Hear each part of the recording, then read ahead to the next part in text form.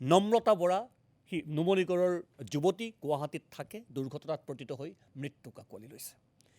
কিন্তু তাৰ পিছত যিবোৰ তথ্য পোহৰলৈ আহিছে, যিবোৰ ঘটনা প্ৰবাহ পোহৰলৈ আহিছে, সেয়া অতি স্পৰ্শকাতৰ।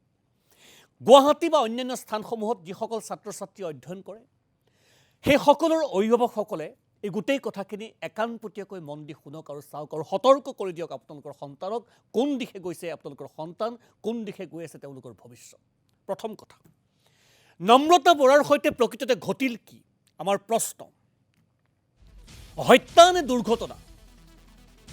নম্ৰতা বৰাৰ সৈতে কি ঘটিল? কিহৰ বলি হ'ল নম্ৰতা বৰা? আমাৰ প্ৰশ্ন যে কিয় দুভাগ নিশা ৰুমৰ পৰা ওলাই গৈছিল নম্ৰতা বৰা দুৱাৰ নমৰাকে নিজৰ ফোন থৈ? আৰক্ষীৰ তথ্য আৰু গাড়ী চালকৰ ভাষ্য পৃথক কিয়? দুৰ্ঘটনাৰ সময়ত আনায়াতুল ৱাদুদ তেওঁ নিজে গাড়ী চলাইছিল, এই কথা সদৰি কৰিছে নম্ৰতাৰ সৈতে একেলগে যোৱা সেইদিনাখনি মৃগাংক বৰুৱা নামৰ যুৱকজনে। সেইদিনা গৈছিল নম্ৰতা, মৃগাংক বৰুৱা, প্ৰজ্ঞা দিহিঙীয়া, গায়ত্ৰী বৰা আৰু আয়ানাতুল ৱাদুদ আদুদ। দুৰ্ঘটনাত পতিত হোৱা নম্ৰতাক তাতেই এৰি গুৱাহাটীলৈ উভতিছিল আনায়াতুল ৱাদুদ আৰু গায়ত্ৰী নামৰ সেই নিৰ্দিষ্ট যুৱতীগৰাকী। আৰু আনায়াতুল হ'ল AIDFৰ যুৱ মৰ্চাৰ নেতা, কাৰ্যকৰী সভাপতি, বিধায়ক আহমদ কাছিমিৰ পুত্ৰ। নম্ৰতাক চিকিৎসালয়লৈ এখন পৃথক গাড়ীৰে লৈ গৈছিল মৃগাংক আৰু প্ৰজ্ঞাই। সেই দুজন যুৱক আৰু সেই যুৱক যুৱতী দুগৰাকী তাতেই আছিল, তেওঁলোকক থৈ গুচি আহিছিল। বুধবাৰে দুপৰীয়া চালক ইছমাইল হকক লগত লৈ পুনৰ নংপু থানালৈ গৈছিল আনায়াতুল আৰু কৈছিল যে আনায়াতুল নহয়, চালক ইছমাইলে গাড়ী চলাইছিল। কিন্তু আৰক্ষী তথা নম্ৰতাৰ অভিভাৱকৰ সন্মুখতেই ইছমাইলে কৈছিল যে গাড়ী চলোৱা তেওঁ নাছিল, গাড়ী চলাইছিল আনায়াতুলে। এতিয়া আমাৰ প্ৰশ্ন, যদি গাড়ী আনায়াতুলে চলাইছিল তেন্তে তেওঁ কিয় মিছা কথা কৈছিল? কিয় তেওঁ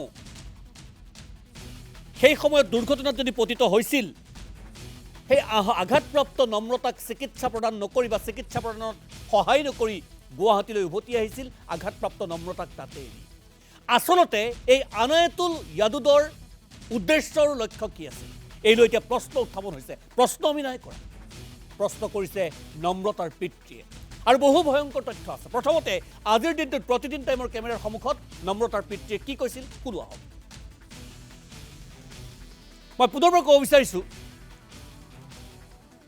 সেই নম্ৰতাৰ পিতৃয়ে অত্যন্ত বেছি ভয়ংকৰ কেইটামান তথ্য সদৰি কৰিছে।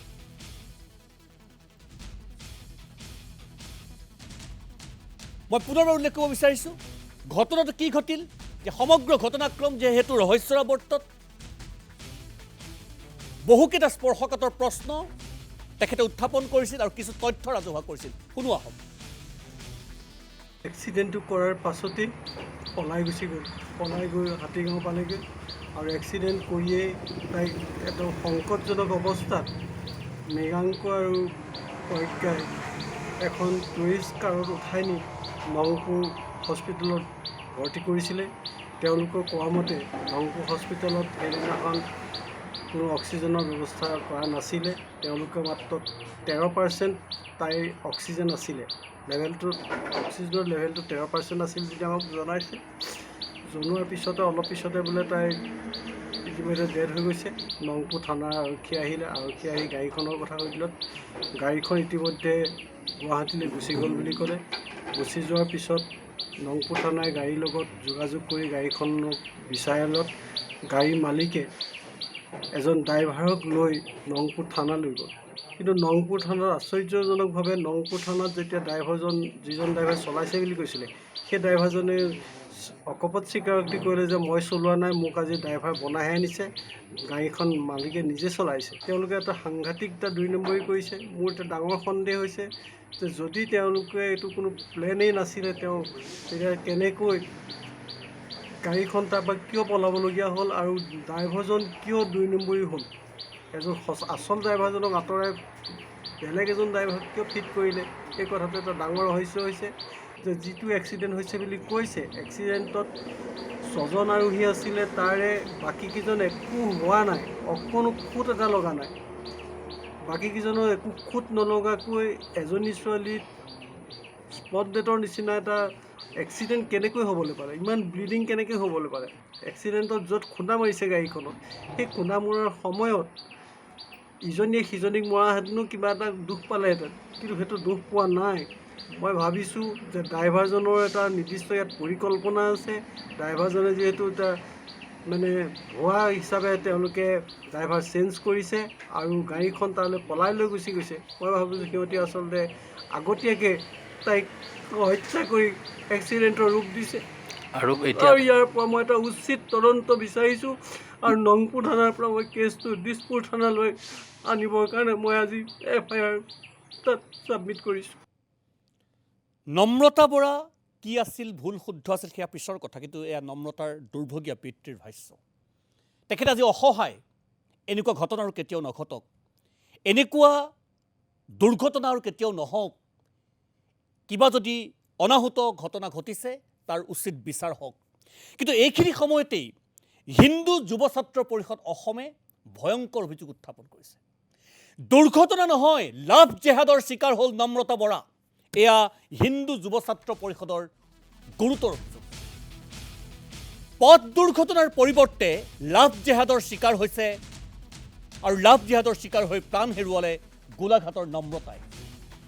এই বিস্ফোৰক অভিযোগ হিন্দু যুৱ ছাত্ৰ পৰিষদ অসমৰ।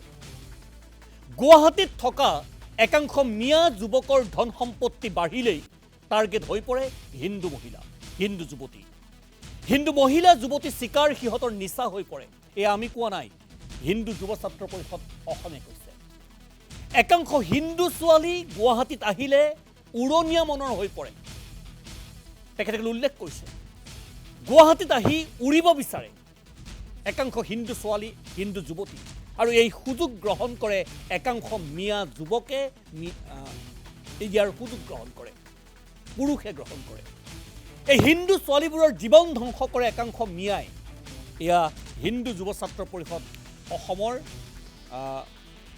সংবাদ মাধ্যমলৈ প্ৰেৰণ কৰা তেখেতসকলৰ প্ৰেছ বিজ্ঞপ্তি। নামনি অসমৰ অতি গুৰুতৰ অভিযোগ, নামনি অসমৰ প্ৰায়বোৰ মুছলমান বিধায়কৰে ধান্দা একেই। এই আমাৰ কথা নহয়, হিন্দু যুৱ ছাত্ৰ পৰিষদ অসমে এই অভিযোগ উত্থাপন কৰিছে। কেৱল ইমানেই নহয়, অতি স্পৰ্শকাতৰ কথা, এজন প্ৰাক্তন কংগ্ৰেছ বিধায়ক এই লাইনৰ গুৰু আছিল আৰু বৰ্তমান AIDFৰ বিধায়ক হাফিজ বছিৰ আহমদ কাছিমিৰ বিবাহিত পুত্ৰ আনায়াতুল য়াদুদে এই চক্ৰৰ ভাৰ বহন কৰিছে। নম্ৰতাক লাভ জেহাদৰ চিকাৰ কৰি হত্যাৰ নাটক ৰচিছে এই চক্ৰটোৱে। এই অভিযোগৰে সমগ্ৰ ঘটনাৰ তদন্তৰ দাবী হিন্দু যুৱ ছাত্ৰ পৰিষদ অসমৰ। মই পুনৰবাৰ কথাখিনি একবাৰ পঢ়িব বিচাৰিছোঁ, হিন্দু যুৱ ছাত্ৰ পৰিষদ অসমে আজি কি কৈছে।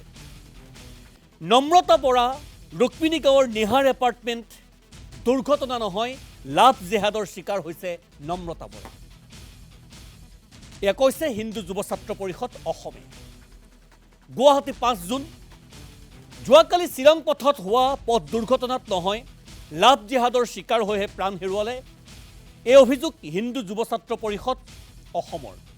আজি বাতৰি কাকতলৈ প্ৰেৰণ কৰা এক প্ৰেছ বিবৃতিৰ জৰিয়তে পৰিষদৰ মুখ্য উপদেষ্টা বলেন বৈশ্যই এই অভিযোগ উত্থাপন কৰি কয় যে গুৱাহাটীত থকা একাংশ মিয়াৰ যুৱকৰ যেতিয়া কিছুদিন ধন সম্পত্তিৰ মালিক হয়, তেতিয়াই হিন্দু মহিলা চিকাৰ সিহঁতৰ নিচা হৈ পৰে, হিন্দু লেডি হাণ্টিং।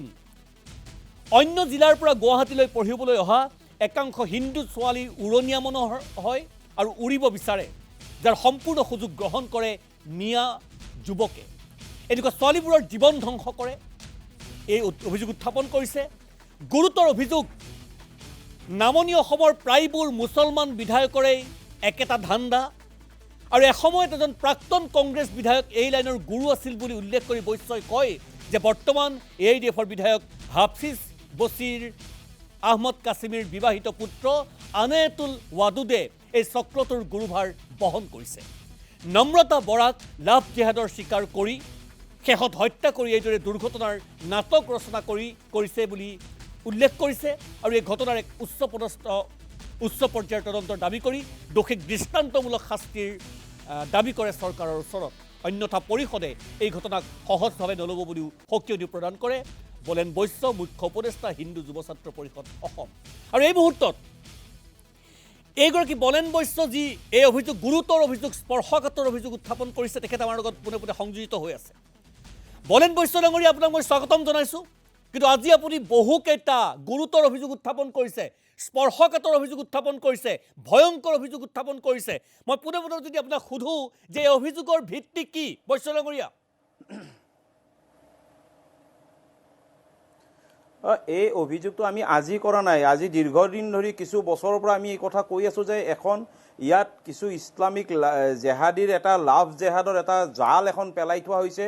আৰু এই জালত আমি কৈছোঁৱেই যে কিছু অলপ উতনুৱা ছোৱালী, হিন্দু ছোৱালীক তেওঁলোকে স্বীকাৰ কৰি লয় আৰু যিবিলাকে ধৰক অলপমান বাহিৰৰ ৰং চং দেখি অলপ আকৰ্ষিত হয় তেওঁলোকক এই ৰঙীন এখন মানে সমাজ এখন ৰঙীন এখন দুনিয়া তেওঁলোকক দেখুওৱা হয় আৰু তাৰপিছত তেওঁলোকক শোষণ কৰা হয়, তেওঁলোকৰ সতীত্ব শোষণ কৰা হয়, তেওঁলোকৰ শেষত তেওঁলোকক এই ধৰণে হত্যা কৰা হয়। আৰু ইয়াৰ এগৰাকী প্ৰাক্তন বিধায়ক আগতেতো এই গোটেই ঘটনাৰ গুৰু আছিল, এতিয়া এইজন হৈছে, এইজন এই লাইনৰ এতিয়া বছ হৈ ওলাইছে।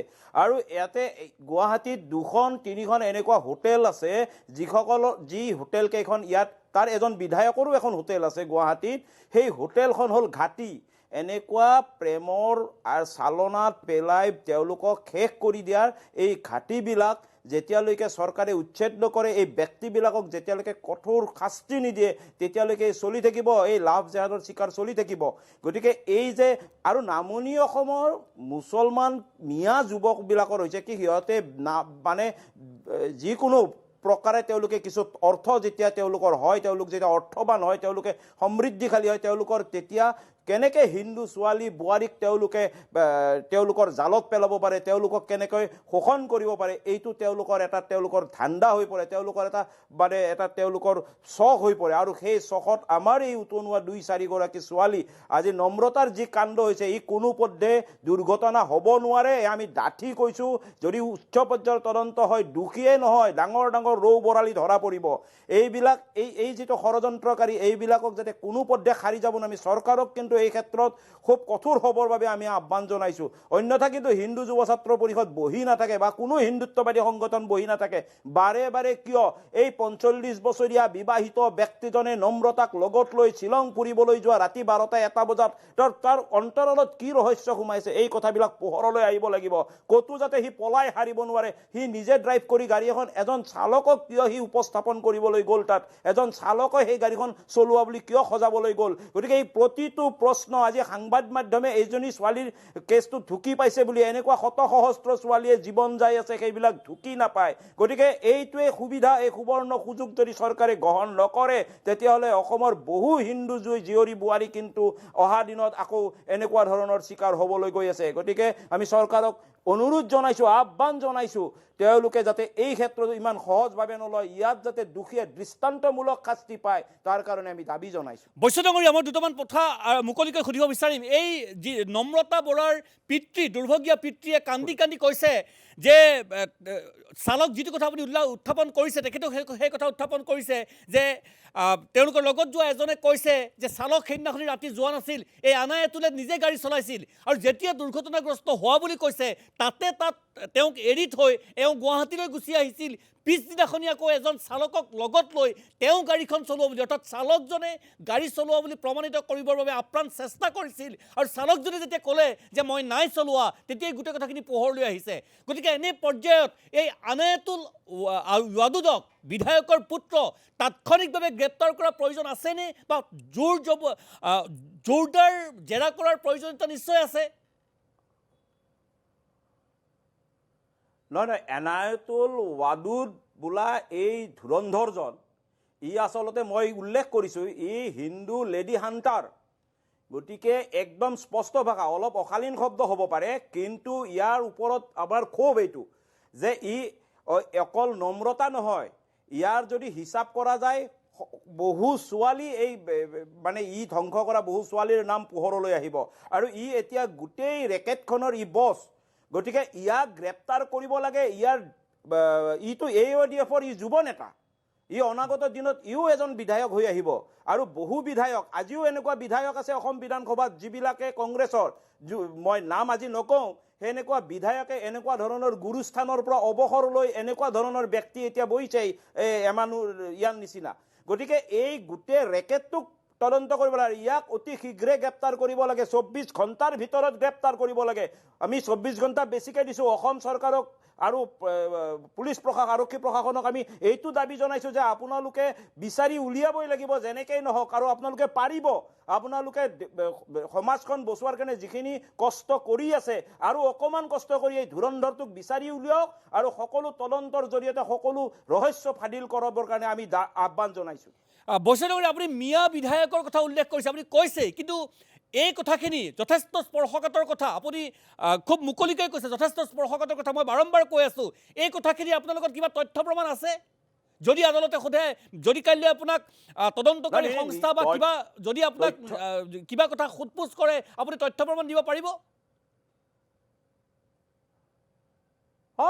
চাওক তথ্য প্ৰমাণৰ কথা নাই চবে এতিয়া কোনোবাই মানুহ এটা মাৰিলে দেখাকে নামাৰে কোনোবাই বেয়া কাম এটা কৰিলে দেখাকে নকৰে কিন্তু এই কথাবিলাক আমি ক'ব পাৰোঁ আমি কোৱাৰ পিছত তদন্তকাৰী সংস্থাবিলাকৰ দায়িত্ব তেওঁলোকে সেইবিলাক তদন্ত কৰিব লাগে কংগ্ৰেছৰ কোনজন বিধায়ক বহুবল্কী বিধায়ক কোনজন আছিল কংগ্ৰেছৰ নামনি অসমৰ মুছলিম বিধায়ক যিজনে এই ধৰণৰ কাম চলাইছিল এইটো মোটামুটি সকলোৱে জানে আৰু তেওঁলোকে যদি তদন্ত কৰে নিশ্চিতভাৱে ধৰা পৰিব কাৰ হোটেল আছে কাৰ হোটেলৰ পৰা এই অসাধু কাণ্ড কাৰখানাবিলাক সংগঠিত হয় কোনখন হোটেল ঘাটি হিচাপে ব্যৱহাৰ হৈছে যদি আৰক্ষী প্ৰশাসন আৰু অসম চৰকাৰে আজি ইচ্ছা কৰে 24 ঘণ্টা নালাগে 2 ঘণ্টাৰ ভিতৰত সকলো বস্তু খলখলীয়াকৈ ওলাই পৰিব বৈষ্ণৱ এইখিনি যদি তথ্য প্ৰমাণ আছে বা এইখিনি যদি ইমান চৰ্চিত হৈছে আৰক্ষী প্ৰশাসনে ইমান সময়লৈকে বিহিত ব্যৱস্থা গ্ৰহণৰ বাবে ৰৈ আছে কিয় আপোনালোকৰ ফালৰ পৰা কিবা এপিল নাই সেই কথাবিলাক আমি নাই আমি সেইটো দাবী জনাব পাৰোঁ আমি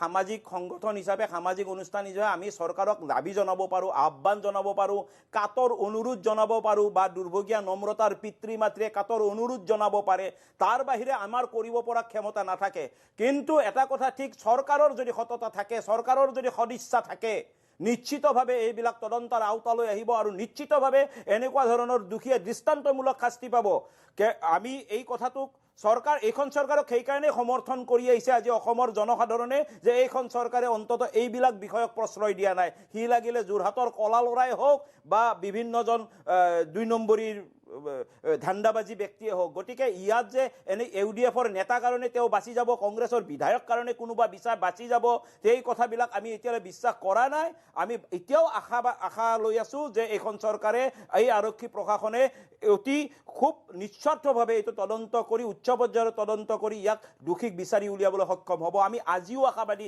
এই মুহূৰ্তলৈ আমি আশাবাদী ধন্যবাদ জনাইছোঁ সেয়া আছিল বলেন বৈশ্য হিন্দু যুৱ ছাত্ৰ পৰিষদ অসমৰ তেখেত মুখ্য উপদেষ্টা বৈশ্য ডাঙৰীয়া আপোনাক মই ধন্যবাদ জনাইছোঁ বহুকেইটা স্পৰ্শকাতৰ অভিযোগ উত্থাপন কৰিছে বলেন বৈশ্য ডাঙৰীয়াই প্ৰেছ বিবৃতি প্ৰেৰণ কৰিছে সংবাদ মাধ্যমলৈ আৰু ইয়াৰ পিছত আৰক্ষী প্ৰশাসনৰ ভূমিকা অত্যন্ত বেছি লক্ষণীয় হ'ব বহুত স্পৰ্শকাতৰ প্ৰশ্ন বহু স্পৰ্শকাতৰ তথ্য বহু স্পৰ্শকাতৰ অভিযোগ মই পুনৰবাৰ উল্লেখ কৰিছোঁ যে কি ধৰণে একাংশ যুৱক যুৱতীয়ে গুৱাহাটী মহানগৰত যৌন কেলেংকাৰী সংঘটিত কৰি আছে কি ধৰণে একাংশৰ প্ৰৰোচনাৰ জালত ভৰি দিছে একাংশ যুৱতীয়ে সেয়া এতিয়া আৰু নতুন কথা হৈ থকা নাই আৰু এই সময়তেই আমাৰ ফালৰ পৰা বিনম্ৰ আহ্বান অভিভাৱকসকলৰ প্ৰতি আপোনালোকৰ সন্তান যদি পঢ়া শুনাৰ সূত্ৰে বা অন্যান্য কিবা কাৰণত যদি বিভিন্ন স্থানত বাস কৰিছে ঘৰৰ পৰা আঁতৰত আছে আপোনালোকৰ চকুৰ পৰা আঁতৰত আছে তেন্তে তেখেতসকলৰ চাল চলন তেখেতসকলৰ পিন্ধন উৰণ তেখেতসকলৰ খৰচৰ যিটো প্ৰবৃত্তি তাৰ ওপৰত আপোনালোকে চোকা নজৰ ৰাখক অভিভাৱকে যিমান পৰিমাণৰ অৰ্থ যোগান ধৰিছে তাতকৈ বেছি অৰ্থ প্ৰভূত হৈছে নেকি তেওঁলোকৰ জীৱন ধাৰণৰ প্ৰণালী আপুনি যদি 10,000 টকা দিছে মাহটো চলিবৰ বাবে তেন্তে আপোনাৰ ছোৱালীজনী বা আপোনাৰ ল'ৰাটোৰ দৈনন্দিন জীৱন ধাৰণৰ যিটো মূল্য সেয়া 20, 30, 40, 50 হাজাৰ হৈছে নেকি? আপোনাৰ ছোৱালীজনী বা আপোনাৰ ল'ৰাটোৱে হাতত লৈ থকা অতি মূল্যৱান দামী আইফোনটো আপুনি নিজে ক্ৰয় কৰি দিয়া নে কোনোবাই উপহাৰ দিয়া নে ক'ৰ পৰা অহা, এই ধৰণৰ কথা বতৰাবিলাক যদি আপোনালোকে স্পষ্ট ৰূপত নজৰ নাৰাখে তেন্তে এনেধৰণৰ ঘটনা কিন্তু কেতিয়াও অন্ত নহয়। আমাৰ পুনৰবাৰ আহ্বান তদন্তকাৰী সংস্থা অসম আৰক্ষী, অসম চৰকাৰৰ প্ৰতি। এই যিজন দুৰ্ভগীয়া পিতৃয়ে কান্দি কান্দি কথাখিনি উল্লেখ কৰিছে, এতিয়াও নম্ৰতাৰ ভাতৃ ঘৰত আছে, মাতৃ অসুখীয়া বুলি আমি জানিব পাৰিছোঁ।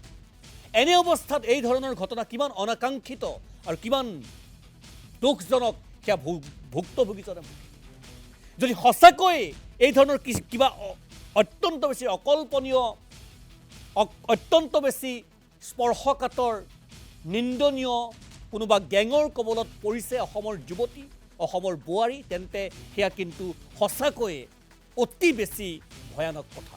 আৰু এই কথাসমূহত বা এই ধৰণৰ দিশসমূহত সকলোৱে চোকা নজৰ ৰখা উচিত। কি চৰকাৰ, কি আৰক্ষী প্ৰশাসন, কি জাতীয় দল সংগঠন, সকলো মুঠতে বিষবাস্প আঁতৰি যাব লাগিব। প্ৰথম কথা, যদি দুৰ্ঘটনাত পতিত হৈছিল নম্ৰতা বৰা বা সেই গাড়ীখন, কিয় তেওঁক তাতে এৰি এই আনায়াতুল যাদুত নিশাই গুৱাহাটীলৈ উভতি আহিছিল?